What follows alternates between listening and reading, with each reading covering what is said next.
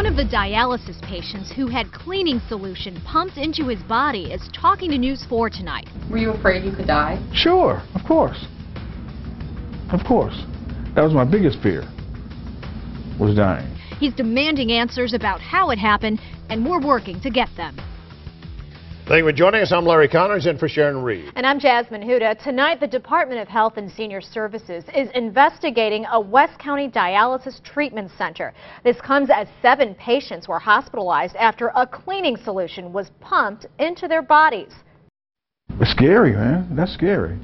You know, I trust these people in my life every day, and then you make a mistake like that. That's scary. It's really scary. Tonight, US Renal Care confirming the cleaning solution was inadvertently added into the water supply. Well, how did that happen?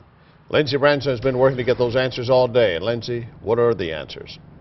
Well, Larry, I have to tell you, getting answers hasn't been easy, but now finally we know what happened. This afternoon, I sat down with one of the patients who spent 2.5 days here at MOBAP, who tells me he feels lucky to still be alive.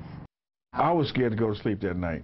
60-year-old Sam Tolbert spent 2 days in the ICU. He was receiving dialysis at US Renal Care Monday when he says the technician dialyzing him suddenly became concerned. And they kept asking me, how do I feel? I said, I feel fine, I feel fine. But then they said, we got to send you to the hospital for precaution, just in case.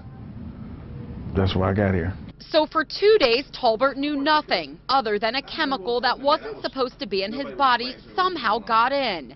Now, US Renal Care admits a cleaning solution was accidentally added into the water supply due to what they call a one-time human error. Somebody need to get trained again.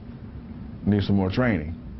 Because how could you pick up a bottle of cleaning solution and put it in the machine, and you've been using these other bottles all this time, these gallon jugs of whatever you use, and now you got some cleaning solution? Tolbert says he was terrified. Not getting any answers for 2 days, he had no clue what happened and if he'd survived.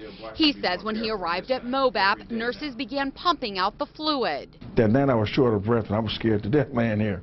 I was short of breath that night because I thought it had got in me, but they had gave me some medicine. It was working itself over in my body. So does US Renal Care plan to reopen, and what's the plan to make sure something like this never happens again? Well, coming up tonight at 6, I get answers about the future of US Renal Care. Reporting live from MOBAP, I'm Lindsey Branson, News 4.